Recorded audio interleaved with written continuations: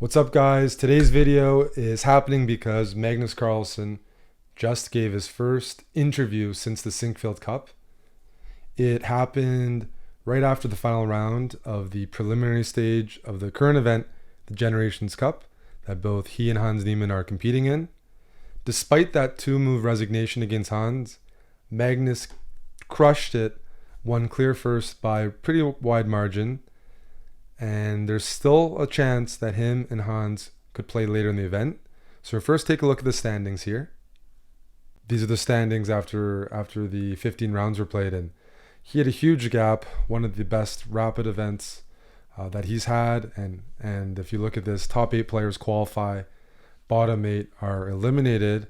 You'll see some familiar names there. What that means is Magnus and Hans Niemann could still play.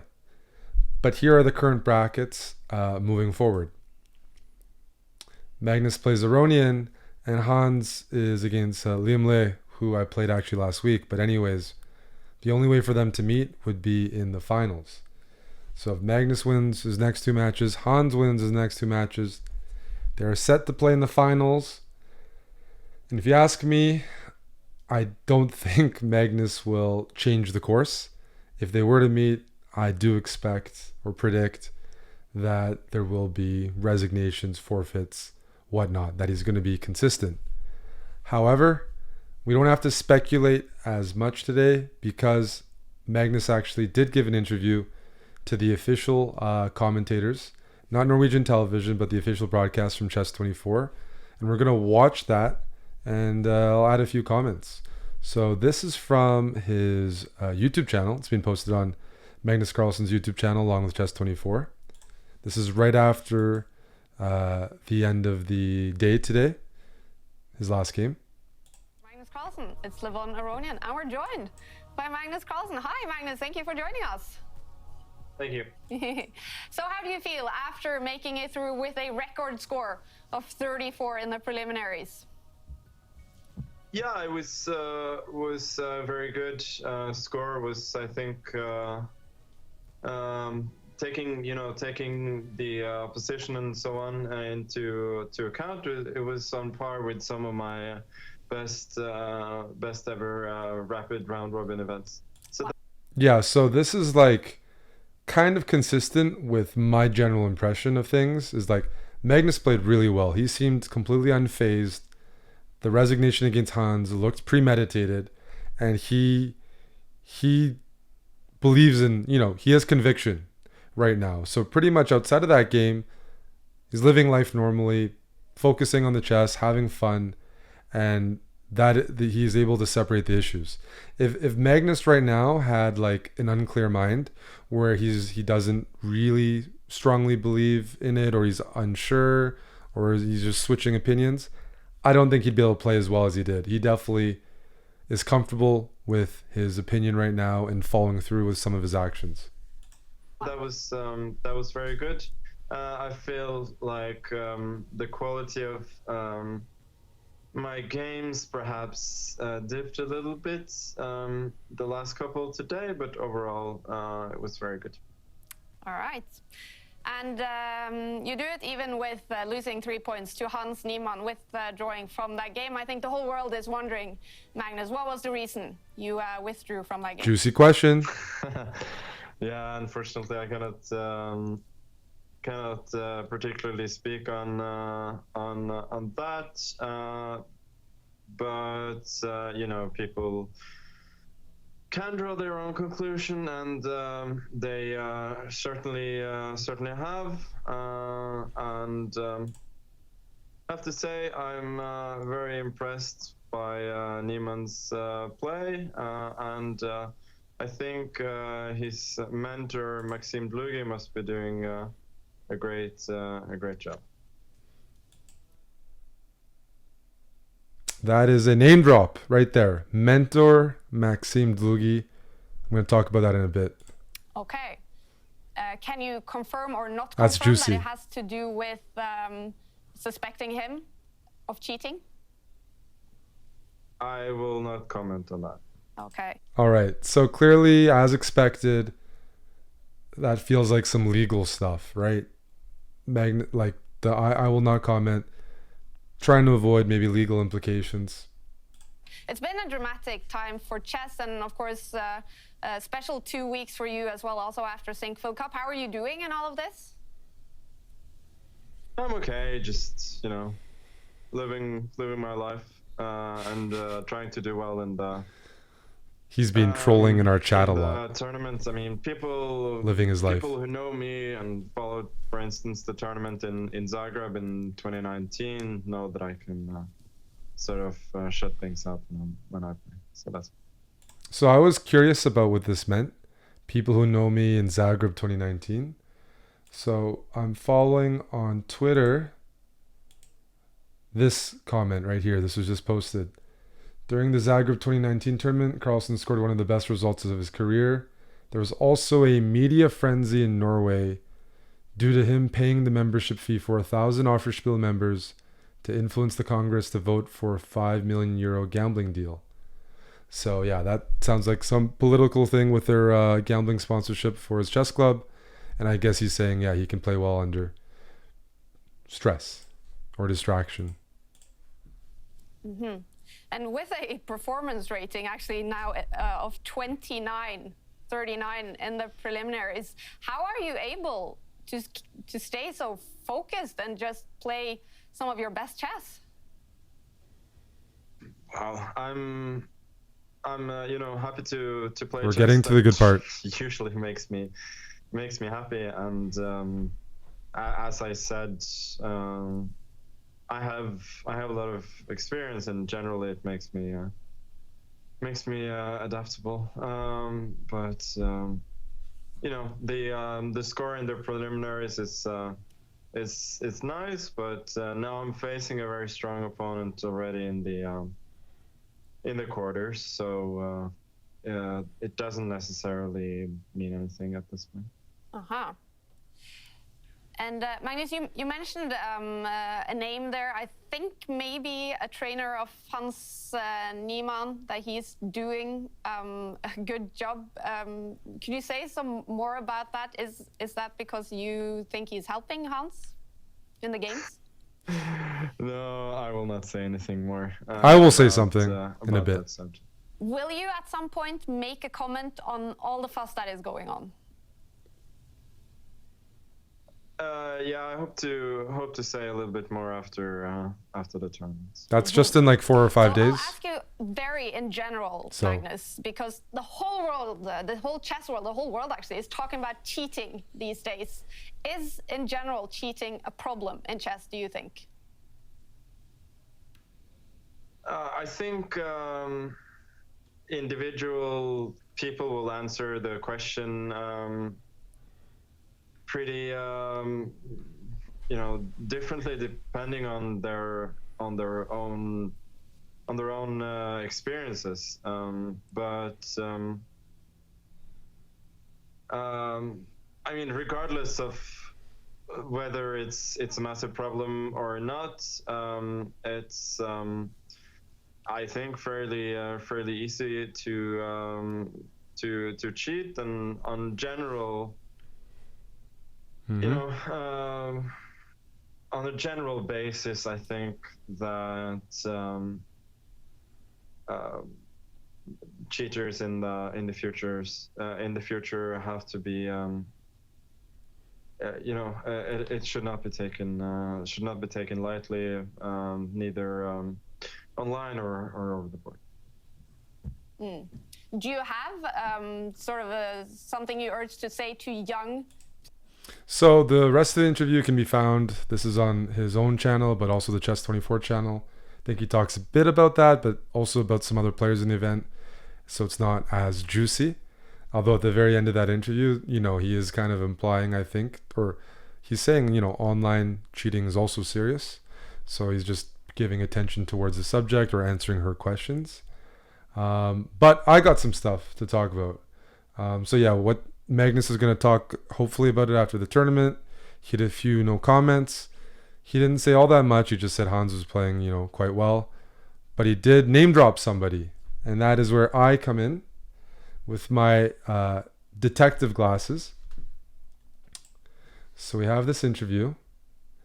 Who is Maxim Dlugy?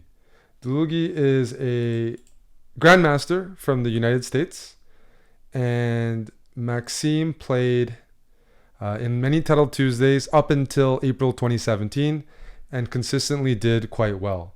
I think in the 80s or 90s he was considered a blitz specialist as a GM and played all the events. But what happened in April 2017, Title Tuesday, his last event?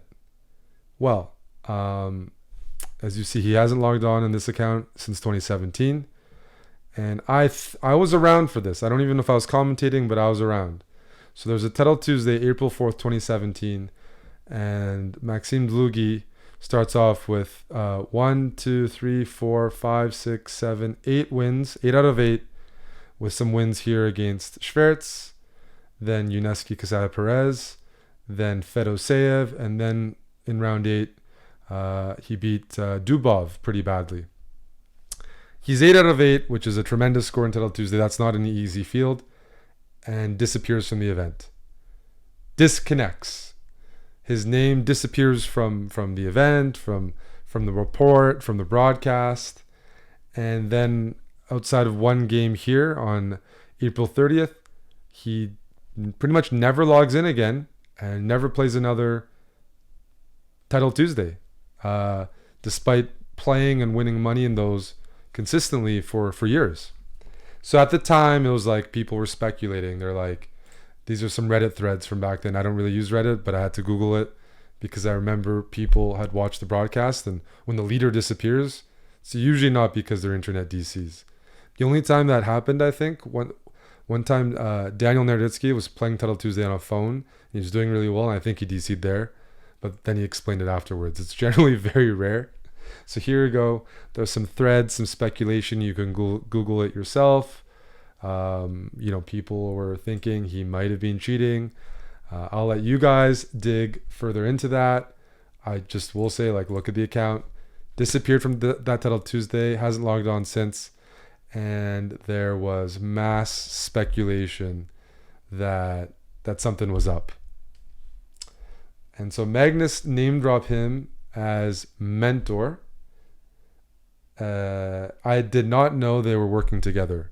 I did not know Dlugy and Hans Niemann were working together, but there is a photo right here.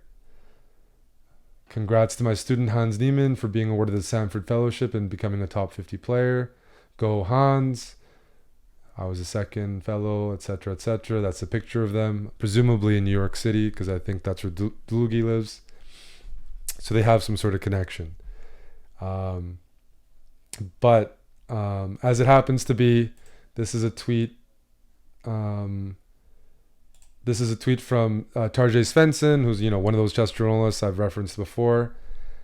And he says here, Maxim Dlugy is an infamous New York-based grandmaster and coach who has been accused of cheating online. So it definitely is not unknown that people thought he was cheating or that he was banned from that Title Tuesday. That was in 2017, before the chess boom, but those who were there, no, we're speculating. Okay, so the funny part about this is I got this from Reddit because I had to go on Reddit to find the other stuff. People have been making comparisons when they hear Magnus name drop Dlugy. That's not random. Magnus is not a random guy. If he's going to give his first interview since the Sinquefield Cup, and he's going to randomly throw out a name that even the reporter was like, who's that? He's a grandmaster. He's well known. He has some question marks around him. Well, he didn't throw that in there for nothing. But people started reminding me, this is like Yoda from Star Wars when he talks about, right here, I'm going to play it. Always two there are. No more, no less.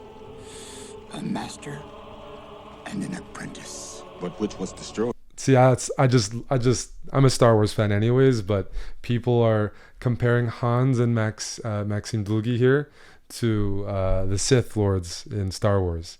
Master and apprentice. I just thought that was funny. So we have that. That is a bit about Maxim Dlugy. He is a grandmaster. and supposed to be quite a good, blitz and rapid player. I've played him a couple of times, but again, he stopped playing in the last 5 years, so I don't have as many games against him. And I pretty much think that's the main thing to take away from this Magnus interview, right? Outside of that, he just said he was going to say something after the event. He gave a few no comments. And he played really, really good rapid chess outside of the resignation, where it's clear that he feels pretty comfortable right now. That is not a guy that to me seems concerned about his legacy crumbling or looking like that he's in the wrong. He's playing good chess, comfortable. He felt like giving this interview. It sounds like it was his idea, because he can just deny it. He was already said he wouldn't give interviews to Norwegian TV. So, but now people are researching what this connection to Maxim Dlugy is.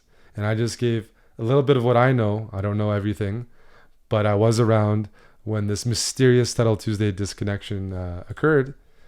So I'll let you guys do a bit of research, but I don't think that name was dropped randomly. And then when she asked, he said no comment. And then to finish this video off, because we're going to have to wait for the next statement or the next development. That's all there is for now. Maybe Magnus will play Hans Niemann in the finals of this Generations Cup. That's in a few days. If not, he said he hopes to speak after the event, so sometime next week. But I think I have possession of... Oh yeah, one more thing. FIDE. FIDE was interviewed on one of their broadcasts, one of the Chess24 broadcasts. This is Emil Sutovsky, a grandmaster, and I think the executive director of FIDE. And FIDE is saying that they are going to make a statement in the coming days, and that from listening to the interview a little bit, he seemed to be saying like FIDE is it's the world governing body of chess, and they're the only ones in a position to kind of make a statement or action, because everything else is like private companies, private online websites. So FIDE says they're coming out with a statement and that they want to be the ones kind of making the rulings. For context, earlier this year, one of the top chess players in the world, Sergei Karyakin, I think was banned for 6 months by FIDE. And part of that was due to his just comments, tweets, social media posts. So yeah, they have taken action in the past, outside of just like clear chess playing infractions. So that is something we're also waiting for. That might be worthy of a comment. You can watch this interview on, I see this Chess24.5 YouTube channel. But I want to end off with this. This is a photo from 2015, and it might be the first photo of Magnus Carlsen and Hans Niemann in a room together. Magnus Carlsen is right here. Hans is right here. And if you look closely, the most important guy in the photo is me. I'm there too. I was in this picture. This is Reykjavik, March 2015. Photo taken after a football match. And, what can I say? You had 4 teams. Red, blue, yellow, green. Red, team grandmaster. Everyone on that team is a grandmaster. Pretty good grandmasters on that team. Magnus obviously being the highest rated. Yellow, those guys are good. Those were the Icelanders, the locals. And from what I remember, they had some very good forwards. There was I think 3 gingers playing up front that were all really good. We were afraid of them. And I had to play goalkeeper a bit. We were just rotating goalkeeper, but nobody in our team really wanted to play. And those guys were good. Maybe they were better, but the GMs did very well. Blue, I think Hans is on team blue. I think that was players not that weren't GMs but were visiting the event, arbiters as well. And then green was another team, some locals, some buddies, and we were just 2 teams would play and you'd sub off. So 4 teams, 2 teams waiting, 2 teams playing, and you'd constantly switch off. But the GMs definitely did the best there, and that's the first picture I think with Hans, Magnus, or at least it's the first photo of Hans, Magnus, and Eric Hansen. So I'll leave you guys with that. March 2015, Reykjavik. Who would have predicted that in 2022 September, that here we are. By the way, Magnus is good at football, if you are curious. I think that's pretty public, but he's pretty good and pretty competitive. So it was a good time. It was a good trip, good time. Until next time, guys, we're going to wait for more statements, but hope you enjoyed it. Check out the other videos I've released if you want to catch up on the whole sequence of events. And yeah, take care for now, guys.